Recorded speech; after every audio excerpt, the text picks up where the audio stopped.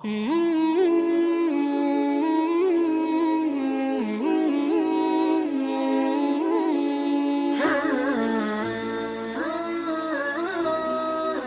वालेकुम मेरे प्यारे दोस्तों, उम्मीद है तुसीं सब खैरियत ना होणगे। आज मैं बना रही है ब्रेड पकौड़ा, बहुत ही मज़ेदार बनदा वा।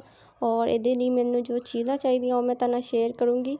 और बंद गोभी वगैरह लई आ, धनिया वा, और इहदे विच मैं प्याज दा इस्तेमाल करूँगी। मिर्चां मैं बिल्कुल कम रखूँगी। थोड़ा जिहा ब्रेड ते मैं पानी इस्तेमाल करूँगी, ठीक है ना। थोड़ा जिहा पानी नाल इहनूं गिल्ला कर लेना वा, और अच्छी तरह जो गिल्ली हो जाएगी चंगी तरह, फिर इहदा पानी तुसीं निचोड़ लेना, ठीक है ना। 2 या 3 ब्रेड तुसीं ले सकदे आ, जिन्ना तुसीं बनाना होगा, ठीक है ना। मैं 3 ब्रेड दा बना रही हाँ।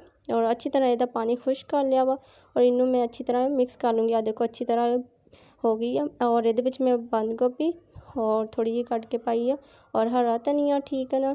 हरा धनिया ना बहुत अच्छा लगदा। और एक प्याज, छोटा जिहा प्याज सी, एक मैं बारीक कट लिया सीगा। और कटिंग तुसीं बिल्कुल इस तरह रखनी है। और मिर्चा वगैरह मैं सिर्फ हाफ चम्मच पाऊँगी, हरियां मिर्चां वा। और गरम मसाला हाफ चम्मच, मैं थोड़ा जिहा ना मसाला इहदे विच कम रखूँगी।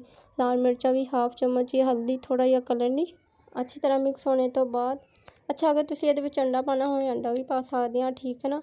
और अच्छी तरह फिर मिक्स कर लिया। अंडे नाल भी बहुत अच्छा टेस्ट आंदा, पर मैं इहदे विच अंडा नहीं पाऊँगी। अच्छा देख लो, बहुत ही अच्छी तरह मिक्स भी हो गया वा। इहदा बहुत ही अच्छी तरह टेस्ट आएगा, और बहुत ही प्यारा जिहा इहदी खुशबू आ गई। इहदे हुण मैं बनाऊँगी पकौड़े, ठीक है ना। अगर मेरे चैनल ते तुसीं नवें आ तो जल्दी ना जाके सबसक्राइब कर दो, और नाल ही बैल आइकन दा बटन प्रेस कर दिओ, ताकि तुहानूं हर आने वाली वीडियो मिल सके। बिल्कुल हल्की हल्की अग रखनी है, ठीक है ना। इन्नी ज़्यादा अग ते नहीं बनाने, नहीं तो बहुत ही जल्दी जल जाने। रम रमज़ान वास्ते इहदा रमज़ान वास्ते ये रेसिपी बहुत ही आसान है, और बनाना बहुत ही आसान है। इहदा जेह्ड़ा टेस्ट आ माशाल्लाह बहुत ही यूनीक और बहुत ही सिंपल जिहा इहदा टेस्ट हुंदा वा। खाने ते बहुत ही मज़ेदार लगदे आ। बेसन दे पकौड़े ना जेह्ड़े, मैं कहंदी ओहदे नालों भी ज़्यादा मज़ेदार इन्हां दा टेस्ट हुंदा वा। और अच्छी तरह इहनूं फ्राई कर लेना वा। अग भी इन्नी ज़्यादा भी नहीं रखी, हल्का हल्का सेक लगदा वा गिठी ते भी। और माशाल्लाह देखो अच्छा जिहा कलर आ चुकिया वा। बाकी सारे जेह्ड़े आ ओह भी मैं फ्राई कर लूँगी। अगर मेरे चैनल नूं सबसक्राइब नहीं कीता ते जल्दी ना जाके सबसक्राइब कर दो, और नाल ही बैल आइकन दा बटन प्रेस कर दिओ, ताकि तुहानूं हर आने वाली वीडियो मिल सके। और उम्मीद है अज दी वीडियो तुहानूं ज़रूर पसंद आएगी। मैनूं कमेंट करके लाजमी दस्सिओ, और अपना बहुत सारा ख्याल रखियो। मेरी रेसिपी तो हो गई है रेडी, और मैं तुहानूं टेस्ट करके भी दिखाऊँगी। इहदा जेह्ड़ा टेस्ट आ बहुत ही अच्छा, और इहदा जेह्ड़ी लुक आई है माशाल्लाह बहुत ही मज़ेदार। इन्ने ज़्यादा क्रिस्पी और इन्ने ज़्यादा टेस्टी पकौड़े बने हैं ना ब्रेड दे।